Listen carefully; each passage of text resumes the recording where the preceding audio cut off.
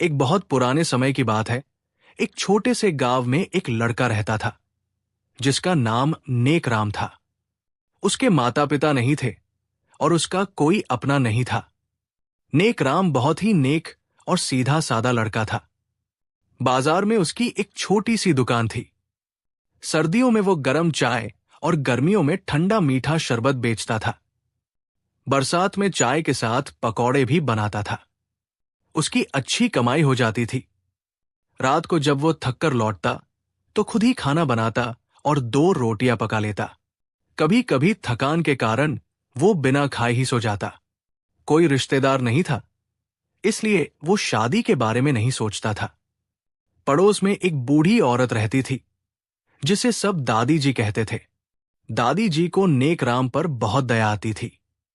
त्योहारों पर या कभी कभी जब कुछ खास पकवान बनते तो वो एक प्लेट नेकराम को भी देती थी। दादी जी की एक भतीजी थी, चांदनी, जो दूसरे मोहल्ले में अपनी मां के साथ रहती थी। वो गोरी चिट्टी थी और उसे अपने गोरे रंग पर बहुत घमंड था। हर समय कंघी चोटी करके, आंखों में काजल लगाकर वो खिड़की से झांकती रहती थी। उसकी विधवा मां को बेटी की शादी की बहुत चिंता थी। वो अपनी बेटी के व्यवहार से भी परेशान रहती थी, लेकिन क्या करती, जेब में पैसा नहीं था और बिना दहेज के गरीब की बेटी से कौन शादी करता। एक दिन दादी जी अपनी बहन से मिलने आई तो वो बेटी की शादी का दुखड़ा लेकर बैठ गई। दादी जी के दिमाग में तुरंत पड़ोस के नेकराम का ख्याल आया। ऐसा सीधा और शरीफ लड़का तो चिराग लेकर ढूंढने से भी नहीं मिलता।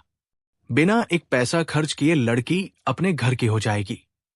उसी शाम एक प्लेट में 2 मिठाई के टुकड़े डालकर दादी जी नेकराम के घर जा पहुंची। नेकराम उसी वक्त दुकान से लौटा था। कपड़े बदलकर वो रोटी पकाने के लिए चूल्हा जलाने की कोशिश कर रहा था, लेकिन गीली लकड़ियां जल नहीं रही थी। उसकी आंखें धुएं से भर रही थी। दादी जी को देखकर वो उठा और चारपाई पर आसन बिछाकर उन्हें बिठाया। पानी से उनकी खातिर की। दादी जी धीरे से बोली, बेटा, दिन भर थकाहारा आकर रोटी पकाते हो। मेरा तो कलेजा तुम्हें देखकर पिघल जाता है। शादी क्यों नहीं कर लेते? नेकराम बोला, पड़ोसन दादी जी, आपको तो मालूम है मेरे तो आगे पीछे कोई नहीं। ये शादी तो माता पिता के काम होते हैं। कौन करवाएगा मेरी शादी और कौन करेगा मुझसे शादी? अब दादी जी ने दृढ़ता से कहा, अरे बेटा, ऐसी बात नहीं करते। मैं भी तो जीवित हूं। और फिर तुझमें किस बात की कमी है? कमाओ बेटा है।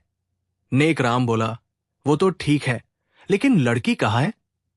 दादी जी ने झट से मिठाई का टुकड़ा उसके मुंह में ठूंस दिया। अरे बेटा, मेरी भतीजी है ना, चांदनी। चांद जैसी खूबसूरत है कि देखते रह जाओगे। और यूं तो उसके लिए ढेरों रिश्ते आए हैं, लेकिन मैंने तो बहन से साफ कह दिया कि नेकराम से अच्छा लड़का नहीं मिलेगा। मेरी चांदनी है भी ऐसी अच्छी कि तुम्हारा घर बना देगी। नेकराम को अपनी शादी की बात करते हुए बड़ी शर्मिंदगी महसूस हो रही थी। धीरे से बोला, दादी जी, आप मेरी मां की जगह हैं। जैसा ठीक समझे कर ले। दादी जी तो खुशी में दूसरी मिठाई खुद अपने मुंह में ठूंस ली और नेकराम को आशीर्वाद देते हुए वहां से चली गई। घर जाकर बहन से बोली, लो भाई, तुम्हारा काम हो गया। ऐसा सीधा सादा लड़का तो 7 जन्मों में नहीं मिलता। तुम्हारी बेटी को सुख मिलेगा। अपनी दुकान है, अच्छा भला कमा लेता है। चांदनी की मां बोली, लेकिन दीदी, मेरे पास तो फूटी कौड़ी भी नहीं कि दामाद के 2 कपड़े बनवा सकूं या विवाह पर खाना खिला सकूं। दादी जी बोली, तुम इसकी चिंता न करो, मैं सब संभालूंगी। अगले दिन दादी जी लड्डू लेकर नेकराम के घर पहुंची और गले लगाकर शादी की बधाई दी। नेकराम का दिल खुशी से उछलने लगा। खुशी के मारे उसके दांत बंद नहीं हो रहे थे। लड्डू खाकर उसने मुंह बंद किया। दादी जी बोली, जो इंतजाम करना है आपको ही करना है। नेकराम बोला, अरे आप चिंता मत करो, मैं सब कर लूंगा। शादी की खुशी ने नेकराम के हाथ पांव फुला दिए। वो जल्दी से कमरे में गया और जो कुछ उसने जमा किया था उसे फैलाकर दादी जी के हाथ में दे दिया। दादी जी को तो मन की मुराद मिल गई। थोड़े से पैसे अपने पास रखे और बाकी थैली अपनी बहन को सौंप दी। बोली, लो, अब सोच समझकर खर्च करना। अगले ही महीने नेकराम की शादी हो गई। छोटी सी बारात थी। नेकराम के ज्यादा दोस्त नहीं थे। एक ही दोस्त था, बचपन का, जिसका नाम नागेंद्र था, और आसपास के कुछ दुकानदार थे। चांदनी शादी करके नेकराम के घर आ गई। नेकराम तो चांद सी गोरी पत्नी पाकर फूला नहीं समा रहा था। दूसरे दिन 4-5 लोगों को दावत पर बुलाया। नागेंद्र भी अपनी मां और बहन के साथ आया और नेकराम से बोला, मैं भाभी का मुंह देखूंगा। एक ही तो देवर हूं, और देवर से कैसा पर्दा। नेकराम बेचारा उलझन में पड़ गया। नागेंद्र उसका कोई रिश्तेदार नहीं था कि वो पत्नी को उसके सामने लाता, लेकिन वो स्वभाव से सीधा साधा था। दोस्ती की वजह से वो मान गया। नागेंद्र ने सोने का पानी चढ़ी चांदी की बालियां और मोती की नथ दी। चांदनी तो खुश हो गई। इतनी कीमती मुंह दिखाई किसी ने नहीं दी थी। अब ये नागेंद्र अपने नाम के बिल्कुल विपरीत था। वो एक नंबर का बदमाश था। खाते पीते बाप का बेटा था। उसके बाप का लकड़ी का कारखाना था। पैसे की कमी नहीं थी। वो थोड़ी देर कारखाने में जाकर बैठता और दिन भर आवारागर्दी करता। नेकराम के साथ गुरुकुल में पढ़ता था। वही उसकी दोस्ती हो गई थी। वैसे दोनों के स्वभाव में जमीन आसमान का फर्क था। नेकराम अपनी नेक स्वभाव की वजह से सबको अपने जैसा समझता था और सब पर विश्वास कर लेता था। उधर चांदनी नेकराम की सादगी से परेशान थी। वो चाहती थी कि हर वक्त सजी संवरी बैठी रहे और नेकराम उसके सौंदर्य की तारीफ करता रहे। नेकराम उससे बहुत प्यार करता था, लेकिन न तो उसे मीठी बातें करनी आती थी और न ही उसके पास वक्त था। पत्नी के नखरे उठाता तो दुकान कैसे चलती। फिर भी हर दूसरे चौथे दिन वो पत्नी के लिए कोई न कोई तोहफा लाता, कभी चूड़ियां तो कभी सस्ते झुमके। लेकिन ये चांदनी की समझ में नहीं आते थे। उसे दुख था कि उसके पास सोने का एक भी गहना नहीं था, सिवाय उन बालियों के जो नेकराम के दोस्त नागेंद्र ने मुंह दिखाई में दी थी। वो हर वक्त नेकराम को ताने देती रहती थी। शाम को जब वो घर लौटता तो खाना पका हुआ नहीं होता था। चांदनी कहती, गीली लकड़ियां हैं, जलती नहीं, मेरा सिर दर्द करता है, सारा काजल निकल जाता है। नेकराम बेचारा कभी खुद चूल्हा जलाकर खाना पकाता तो कभी बाजार से पकापकाया खाना ले आता। पकापकाया खाना खरीदने से उसे अपनी कमाई का कभी इतना दुख नहीं हुआ जितना अब अपनी पत्नी को खुश न रख पाने का था। दूसरी तरफ जब वो दुकान चला जाता तो नागेंद्र अच्छी मिठाइयां और कीमती तोहफे लेकर आता था। धीरे धीरे मूर्ख चांदनी नागेंद्र के जाल में फंसती गई। नागेंद्र ने उसे समझाया, तुम जैसी खूबसूरत औरत को तो रानी की तरह रहना चाहिए। तुम कहां इस गरीब नेकराम के चक्कर में फंस गई।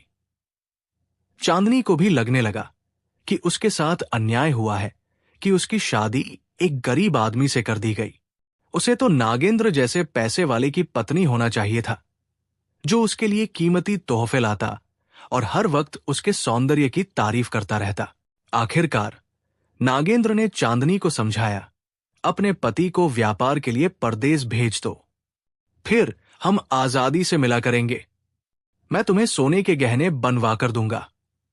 चांदनी उसके बहकावे में आ गई और उसने नेकराम का सिर खाना शुरू कर दिया। वो बोली, इस चाय शरबत की दुकान से तुम कभी ज्यादा नहीं कमा पाओगे। ऐशोआराम की जिंदगी हमें कभी नहीं मिलेगी जब तक तुम परदेश जाकर कमाई नहीं करते। इस तरह तो आमदनी में कभी बरकत नहीं होगी।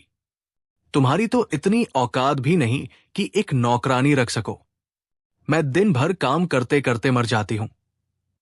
मेरे हाथों में मेहंदी नहीं टिकती, न आंखों में काजल। दिन भर बस चूल्हा ही फूंकते रहना पड़ता है। मैंने तो अपनी अम्मा के घर भी कभी इतना काम नहीं किया था। रोज रोज की शिकायतों से तंग आकर नेकराम ने परदेश जाकर कमाई करने का फैसला कर लिया। उसने अपने दोस्त समझकर नागेंद्र से सलाह ली। नागेंद्र ने जोर शोर से उसका समर्थन किया और कहा, हाँ, साथ में मुख्य व्यापार भी सीख लेना। नेकराम ने अपनी दुकान साल भर के लिए एक पड़ोसी दुकानदार को दे दी और जो पैसे मिले उससे व्यापार का सामान खरीद कर रख लिया। उसने सफर की तैयारी कर ली। चांदनी ने खुशी खुशी उसे विदा किया और बोली, जब तुम वापस आओगे तो हमारे दिन फिर जाएंगे। अपने बेहतर कल के लिए मैं तुम्हारी जुदाई भी बर्दाश्त कर लूंगी। भारी मन के साथ नेकराम सफर पर रवाना हो गया। जाते जाते उसने नागेंद्र से कहा, नागेंद्र, अपनी भाभी का ख्याल रखना। मैं तुम्हारे भरोसे पर छोड़कर जा रहा हूं। इसे कोई तकलीफ न हो। नागेंद्र ने यकीन दिलाया, तुम चिंता मत करो, भाभी को मैं कोई तकलीफ नहीं होने दूंगा। ये साल भर पलक झपकते गुजर जाएगा। उस जमाने में रेलगाड़ियां और मोटर गाड़ियां नहीं होती थी। लोग बैलगाड़ियों से सफर करते थे। 1 महीने का लंबा सफर तय करके नेकराम एक बड़े शहर में पहुंचा और एक छोटी सी धर्मशाला में रुकने का इंतजाम किया। धर्मशाला के मालिक एक नेक सूरत वाले वृद्ध व्यक्ति थे। उन्होंने नेकराम को अपनी धर्मशाला में एक छोटा सा कमरा रहने के लिए दे दिया। वही धर्मशाला में वो दोनों समय का खाना खा लेता था। जब वृद्ध व्यक्ति को पता चला कि नेकराम व्यापार करने और पैसा कमाने के लिए हजारों मील दूर से आया है, तो उन्होंने समझाया, बेटा, तुम मुझे सूरत से नेक और शरीफ आदमी लगते हो, जरा संभल कर रहना। इस शहर का नाम अंधेर नगरी है और यहां का राजा बिल्कुल मूर्ख है, इसलिए यहां के लोग भोले भाले लोगों और यात्रियों को ठगते हैं और बेवकूफ बनाकर अपना उल्लू सीधा करते हैं। यहां कहीं कोई सुनवाई नहीं होती। नेकराम ने जवाब दिया, बाबूजी, मैं आपकी बात का ख्याल रखूंगा। मैंने सोचा है कि पहले 2-4 दिन आराम करके यहां के हालात समझ लूं, फिर काम शुरू करूंगा। नेकराम बाजार में थोड़ी देर घुमा, तभी एक नाई की दुकान नजर आई। उसने सोचा कि बाल बड़े हो गए हैं, सफर में बाल कटवाने का मौका नहीं मिला, पहले बाल कटवा लूं। दुकान में जाकर उसने नाई से कहा, भैया, मुझे बाल कटवाने हैं। नाई बोला, आइए, बैठिए। नेकराम ने पूछा, कितने पैसे लोगे भैया? नाई बोला, बस कुछ दे देना। नेकराम ने सोचा कि ये तो बड़ा शरीफ आदमी है। वृद्ध व्यक्ति ने तो यूं ही डराया था। यहां सब ठीक ठाक है। बाल कटवाने के बाद नेकराम ने उसे पैसे दिए तो नाई ने पूछा, ये क्या है? नेकराम ने जवाब दिया, बाल कटाई के पैसे। नाई बोला, लेकिन मैं तो पैसे नहीं लूंगा। मैंने तो तुमसे कहा था कि कुछ दे देना। मुझे तो कुछ चाहिए। नेकराम बेचारा बड़ा हैरान हुआ। कुछ क्या होता है? उसने पैसे बढ़ाकर दिए, दोगुने तिगुने करके दिए, लेकिन नाई अड़ गया कि उसे तो कुछ चाहिए। नेकराम को वृद्ध व्यक्ति की बात याद आई और उसने सोचा कि इस मुसीबत से वही निकाल सकते हैं। उसने नाई से कहा, तुम मेरे साथ चलो, ये कुछ मैं घर पहुंचकर तुम्हें दे सकता हूं। नेकराम नाई को लेकर धर्मशाला पहुंचा और वृद्ध व्यक्ति को सारा वाकया सुनाया। वृद्ध व्यक्ति ने नाई से कहा, तुम कल सुबह आना, अभी हमारे पास कुछ नहीं है, कल हम चुका देंगे। नाई चला गया तो वृद्ध व्यक्ति ने नेकराम से कहा, बेटा, मैंने कहा था ना कि ये अंधेर नगरी है, यहां हर कदम फूंक फूंक कर और समझदारी से उठाना। तुम्हें नाई से साफ साफ पैसे तय करने चाहिए थे। नेकराम हैरान होकर बोला, बाबूजी, मुझे क्या पता था कि इस झंझट में फंस जाऊंगा। मैं तो बस सीधे सादे बाल कटवाने गया था। उसने कहा, कुछ दे देना, तो मैं समझा कि इसका मतलब है कुछ भी पैसे दे देना। अब बताइए, मैं क्या करूं? वृद्ध व्यक्ति ने कहा, तुम बाहर जाओ और एक दही का कुल्हड़ खरीद कर लाओ। नेकराम ने ऐसा ही किया। वृद्ध व्यक्ति ने उस दही में थोड़ी सी दवा की कालिख मिला दी और कुल्हड़ उठाकर रख दिया। अगले दिन सुबह सुबह नाई अपना कुछ लेने हाजिर हुआ। वृद्ध व्यक्ति ने नेकराम से कुल्हड़ उठाने को कहा। नेकराम ने दही का कुल्हड़ नाई को दिया। नाई बोला, ये तो दही है, मैं इसका क्या करूं? वृद्ध व्यक्ति ने कहा, इसमें क्या पड़ा है, नाई ने कहा, दही में काला काला कुछ पड़ा है। वृद्ध व्यक्ति फौरन बोले, बस उठाओ और चलते बनो। तुमने कुछ मांगा था और इसमें कुछ पड़ा है। नाई अपना सा मुंह लेकर रह गया और चुपचाप चला गया। नेकराम ने वृद्ध व्यक्ति का शुक्रिया अदा किया। 2-4 दिन नेकराम धर्मशाला से बाहर नहीं निकला, लेकिन वो परदेश में बैठने तो नहीं आया था। काम तो करना ही था और बाहर निकलना ही था। 2-3 दिन बाद वो फिर बाहर निकला ताकि बाजार का रुख करे और अपने माल को बेचे। दुकानें देखता हुआ जा रहा था कि एक दुकान पर नजर पड़ी जिसके बाहर एक बड़ा सा आईना लगा हुआ था। एक काना यानी एक आंख वाला आदमी आईने में प्रेम बना रहा था।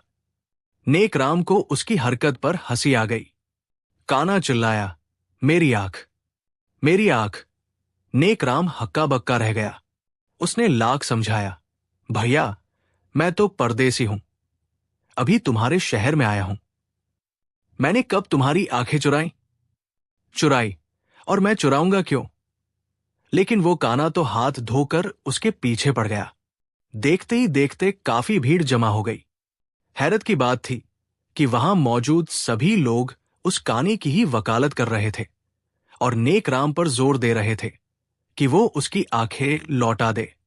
मरता क्या न करता, नेकराम उस काने को लेकर वृद्ध व्यक्ति के पास पहुंचा और सारा किस्सा बयान किया। वृद्ध व्यक्ति ने काने से कहा, तुम कल सुबह आकर अपनी आंख ले जाना। काना चला गया तो वृद्ध व्यक्ति नेकराम की ओर मुड़े, लेकिन उनके कुछ बोलने से पहले ही नेकराम बोल पड़ा, बाबूजी, मुझे कुछ मत कहिए, मेरा कसूर इतना था कि मुझे हंसी आ गई। वृद्ध व्यक्ति बोले, बेटा, अब जो भी हुआ इस किस्से को निपटाना है।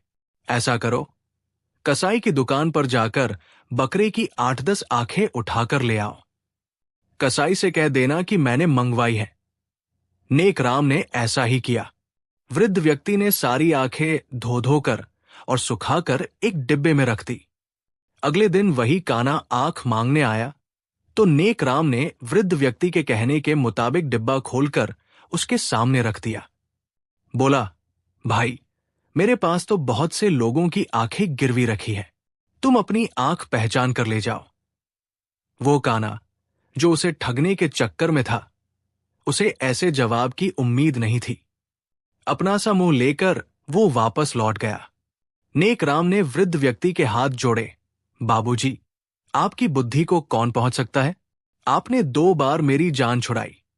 वृद्ध व्यक्ति ने समझाया, अब शहर में आ गए हो तो अपने काम से काम रखो और बाकी हर चीज के प्रति गूंगे, बहरे और अंधे बन जाओ। नेकराम ने वृद्ध व्यक्ति की नसीहत को मन में बांध लिया और व्यापार में काफी लाभ हुआ। कई महीने गुजर गए। अब वो चाहता था कि जल्द से जल्द अपना सामान बेचकर अपने वतन वापस लौट जाए। उसे अपने घर और पत्नी की बहुत याद सताने लगी थी। उसने चांदनी को कई खत लिखे। जवाब में चांदनी लिखती कि वो उसकी याद में बहुत परेशान है। एक दिन बचा हुआ थोड़ा सा सामान लेकर वो व्यापार के लिए निकला तो एक अजीब नजारा देखा। एक पालकी में एक औरत बैठी थी। पालकी के चारों तरफ पर्दे लटके हुए थे। 2 आदमी पालकी उठाए बाजार में जा रहे थे और एक आदमी साथ में आवाज लगाता हुआ चल रहा था, अगर कोई 1000 रुपए दे तो ये औरत बीच चौक में शौच करेगी। नेकराम की नैतिकता भड़क उठी। उसने सोचा, ये पर्दे वाली औरत भला पहले बाजार के बीच चौक में शौच कैसे कर सकती है? कहाँ ये पर्दा और कहाँ ये बेशर्मी? ये कैसे मुमकिन है? नेकराम भूल गया कि वो अंधेर नगरी में है। उसी आवेश में उसने कहा, मैं 1000 रुपए दूंगा अगर ये पर्दे वाली औरत ऐसा करेगी। उसके कहने की देर थी कि औरत झट से पालकी से निकली और अपना लहंगा फैलाकर बीच बाजार में शौच कर दिया। नेकराम के तो होश उड़ गए। वो आदमी बोला, लाओ, निकालो 1000 रुपए। नेकराम के पास इतने पैसे कहाँ थे? उसने तो एक नामुमकिन सी बात समझकर वो शर्त लगा दी थी। अब उसे वृद्ध व्यक्ति की नसीहत याद आई और वो बहुत पछताया। वहां मौजूद सभी लोग उसके पीछे पड़ गए कि रुपए निकालो। मजबूरन नेक राम को कहना पड़ा, मेरे पास इस वक्त रुपए नहीं हैं, मेरे घर चलो, वहां से पैसे ले लो। वो आदमी नेक राम के साथ वृद्ध व्यक्ति के पास पहुंचा। नेक राम ने सारा वाकया बताया। वृद्ध व्यक्ति को नेक राम की मूर्खता पर बहुत गुस्सा आया, लेकिन उस आदमी के सामने वे शांत रहे और बोले, चलो मैं साथ चलता हूं, खुद देख लूंगा और सबके सामने पैसे दूंगा। वृद्ध व्यक्ति ने अपना झोला उठाया और उनके साथ चौक में पहुंच गए। वो औरत वही पालकी में बैठी थी और लोग भी खड़े थे। वृद्ध व्यक्ति ने पूछा, पहले मुझे पूरी बात बताओ, शर्त क्या थी? उस आदमी ने पूरी बात बताई। वृद्ध व्यक्ति बोले, शर्त बीच चौक की थी ना? आदमी ने कहा, जी हां। वृद्ध व्यक्ति ने अपने झोले से जमीन नापने का फीता निकाला और उस आदमी से कहा, चलो नाप कर देखते हैं कि जिस जगह इस औरत ने हरकत की वो चौक का बीच है भी या नहीं। वो आदमी सिटपिटाया, लेकिन मजबूरन वृद्ध व्यक्ति के साथ मिलकर चौक को नापा। जिस जगह औरत ने शौच किया था वो चौक का बीच नहीं था। वृद्ध व्यक्ति बोले, ये तो शर्त गलत हो गई, इस औरत को दोबारा बीच चौक में शौच करना होगा, तब मैं तुरंत रुपए दूंगा। अब औरत के लिए इतनी जल्दी दोबारा ये काम करना मुमकिन नहीं था, इसलिए वो औरत और उसका साथी शर्मिंदगी के साथ वृद्ध व्यक्ति को बुराबला कहते हुए अपने रास्ते चले गए। नेक राम ने राहत की सांस ली। धर्मशाला लौटकर वृद्ध व्यक्ति ने नेक राम की खूब खबर ली, तुम बाज नहीं आओगे, अगर मैं यहां ना होता तो तुम बर्बाद हो जाते, जितना कमाया उससे ज्यादा गवा देते, तुम्हारे लिए बेहतर है कि अपने वतन लौट जाओ, तुम जैसे सीधे सादे आदमी के लिए इस शहर में रहना ठीक नहीं, मैं कब तक तुम्हें बचाता फिरूंगा। नेक राम का इरादा कुछ दिन और रुकने का था। उसने चांदनी को खत में लिखा था कि वो 2 महीने बाद आएगा और उसके लिए तोहफे खरीदे हैं, लेकिन वृद्ध व्यक्ति के जोर देने पर उसने पहले ही सफर की तैयारी कर ली। जरूरत का सामान लगभग बिक चुका था और अच्छा मुनाफा हो गया था। परदेश छोड़ते वक्त उसने वृद्ध व्यक्ति का शुक्रिया अदा किया कि उन्होंने एक पिता की तरह उसकी मदद की और उसकी जान बचाई। वृद्ध व्यक्ति बोले, मेरे कोई बेटा नहीं, सिर्फ एक बेटी है। तुम्हें देखकर मुझे लगा कि अगर मेरा बेटा होता तो वो तुम्हारे जैसा होता। मुझे तुमसे दिली लगाव हो गया है, अगर जिंदगी रही तो तुमसे मिलने आऊंगा। तुम इतने अच्छे और शरीफ लड़के हो कि तुम्हारे साथ कभी कुछ बुरा ना हो। दुकानदार हो तो व्यापार के लिए सफर करना पड़ता रहेगा। मेरी 3 सीख हमेशा याद रखना। पहली सीख, जहां तक हो सके रोजी कमाने के लिए परदेश न जाओ। अपने वतन में मिलने वाली रूखी सूखी रोटी परदेश की रोटी से बेहतर होती है, उसी में बरकत होती है। भगवान ने सबको रोजी देने का वादा किया है, जो तुम्हारे हिस्से में है वो जरूर मिलेगा। अपने वतन में रहो, भगवान मदद करेगा। दूसरी सीख, कभी औरत के कहने में आकर परदेश का सफर हरगिज न करना। घर की औरतें कारोबारी मुलाकातों को नहीं समझती, सिर्फ अपनी समझ पर भरोसा करना। तीसरी सीख, कभी अपनी पत्नी को दोस्त की देखरेख में छोड़कर सफर पर न जाना। दोस्त कितना ही अच्छा क्यों न हो, आदमी के साथ शैतान लगा रहता है और ये शर्म के खिलाफ है। नेक राम सिर पकड़कर बैठ गया। बोला, बाबूजी, मैंने वही तीनों काम किए जिनके न करने की आपने सीख दी। रोटी की तलाश में परदेश का सफर किया, वो भी पत्नी के जोर देने पर, और दोस्त को पत्नी का ख्याल रखने की जिम्मेदारी भी सौंप दी। वृद्ध व्यक्ति बोले, बेटा, तुम वाकई बहुत नेक और सीधे हो, लेकिन दुनिया में हर कोई ऐसा नेक नहीं होता। अब जाओ, तुम्हारे घर में चोर घुस आया है, लेकिन इतना देखकर जल्दबाजी में न जाना। आराम से जाना और जो तमाशा देखो उसके मुताबिक एक पुरुष की तरह फैसला करना। नेक राम उसी वक्त रवाना हो गया। करीब 1 महीने का रास्ता था। घर पहुंचा तो शाम हो रही थी। उसे वृद्ध व्यक्ति की सीख याद आई। सामान मंदिर में रखकर वो दबे पांव अपने घर के पिछवाड़े पहुंचा, जहां कमरे की खिड़की थी। कमरे में रोशनी हो रही थी। अंदर से चांदनी और नागेंद्र के हंसने और बोलने की आवाजें आ रही थी। नेकराम दीवार से चिपककर खड़ा हो गया। बाहर अंधेरा फैल चुका था।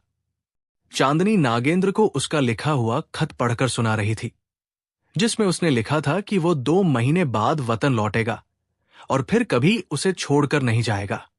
उसने ये भी लिखा था कि उसने चांदनी के लिए सुंदर काजल, चूड़ियां, पायल, झुमके और हार जैसे कई तोहफे खरीदे हैं। चांदनी और नागेंद्र उसके खत का मजाक उड़ा रहे थे। नागेंद्र कह रहा था, अरे वो रहेगा गरीब का गरीब, 2 रुपए वाला सामान खरीदकर रौब जमा रहा है। मैंने जो तुम्हारे लिए झुमके बनवाए थे वे पूरे 100 रुपए के थे। चांदनी बोली, तुम्हारा और उसका क्या मुकाबला? मुझे तो ये सोचकर उदास हो रही है कि वो आ जाएगा तो फिर हम कैसे मिलेंगे।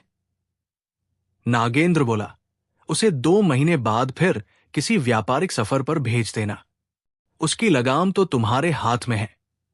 इस पर दोनों जोर जोर से हंस पड़े। नेकराम के तलवों से लगी आग सिर तक पहुंच गई। गुस्से से उसका बुरा हाल था। उसी वक्त वह गया और धड़ाधड़ दरवाजा खटखटाया। चांदनी ने आकर दरवाजा खोला। नेकराम को अपने सामने देखकर उसकी हालत ऐसी हुई जैसे काटो तो खून न निकले। पीछे पीछे नागेंद्र भी निकल आया। नेकराम को देखकर उसकी हिम्मत कम हो गई। मुश्किल से अपने आप पर काबू पाकर वो बोला, वो मैं भाभी की खैरियत पूछने आया था। कहीं किसी चीज की जरूरत तो नहीं? नेकराम का मन हुआ कि उसका मुंह नोच ले, लेकिन बड़े सब्र से काम लेते हुए बोला, अब तो इसे अपने घर ले जाओ ताकि इसकी जरूरतों का अच्छी तरह ख्याल रख सको। मेरा इससे कोई संबंध नहीं। मैंने इसे तलाक दे दिया। चांदनी जोर जोर से रोने लगी। नागेंद्र चोरी के ऊपर सीना जोरी करते हुए नेकराम को बुराबला कहने लगा। शराफत का तो जमाना ही नहीं। भाभी समझकर इतने दिन पत्नी की देखभाल की और तुम इल्जाम लगा रहे हो। शोर शराबा सुनकर पड़ोसी भी आ गए। सबने नेकराम से कहा, तुमने बहुत अच्छा किया। बेवफा पत्नी की यही सजा है। हम तो कई दिनों से इन दोनों की बेशर्मी देख देख कर परेशान थे, लेकिन तुम्हारी खातिर चुप रहे।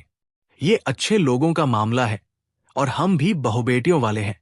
नागेंद्र के माता पिता को जब ये सब पता चला तो वे भी अपने बेटे की करतूतों पर शर्मिंदा हुए।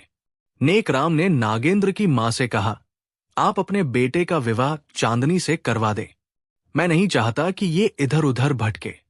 ये दोनों एक दूसरे को पसंद करते हैं, साथ में खुश रहेंगे। नागेंद्र ने बहुत हाथ पांव मारे, लेकिन उसकी एक न चली। नागेंद्र की मां चांदनी को अपने घर ले गई ताकि उसका विवाह नागेंद्र से करवा दे। इस हंगामे में आधी रात बीत गई। नेकराम इतने लंबे सफर से आया था और थकाहारा था। उस पर यह सब हुआ तो वो बिल्कुल टूट गया। 2 दिन तक वो घर से बाहर नहीं निकला।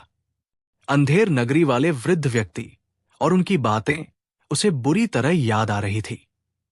जैसे तैसे 1-2 महीने गुजारे, लेकिन किसी काम में उसका मन नहीं लगा। आखिरकार उसने फिर से सफर करने की ठानी और अंधेर नगरी जा पहुंचा। वृद्ध व्यक्ति ने उसे गले लगाया और तसल्ली दी, बेटा, जो होता है अच्छे के लिए ही होता है। चांदनी से तुम्हारी शादी किस्मत में थी, लेकिन वो तुम जैसे नेक लड़के के काबिल नहीं थी। शुक्र करो कि भगवान ने तुम्हारा पीछा उससे छुड़ा दिया। मेरी एक ही बेटी है, मैं अपने मुंह से उसकी तारीफ नहीं करूंगा, मगर वो बहुत नेक, शरीफ और वफादार लड़की है। तुम उसके साथ खुश रहोगे। अगर तुम राजी हो तो मैं अपनी बेटी की शादी तुमसे करने को तैयार हूं। अंधा क्या चाहे, 2 आंखें। नेकराम तो पहले से ही वृद्ध व्यक्ति का भक्त था। जाहिर है कि उन्होंने अपनी बेटी की परवरिश बहुत अच्छे से की होगी। नेकराम की रजामंदी से वृद्ध व्यक्ति ने अपनी बेटी की शादी उससे कर दी और कहा, अब तुम अपने वतन लौट जाओ, व्यापार करो, खुश रहो, भगवान तुम्हें बरकत देगा। नेकराम ने जिद की, बाबूजी, आप भी हमारे साथ चलें। यहां आपकी बेटी की देखभाल करने वाला कौन है? हमारे साथ रहेंगे तो हमारे घर में बरकत रहेगी। बुजुर्गों का साया घर में एकता की सबसे बड़ी कृपा होता है। हमें इससे वंचित न करें। नेक राम की जिद के आगे वृद्ध व्यक्ति मजबूर हो गए। वैसे भी वे उस शहर और वहां के लोगों से तंग आ चुके थे। उन्होंने अपनी धर्मशाला बेच दी और नेक राम के साथ उसके वतन चले गए। उनकी अक्लमंदी भरे मशवरों और सीखों पर चलकर नेक राम ने बहुत तरक्की की और अपने शहर का एक बड़ा व्यापारी बन गया।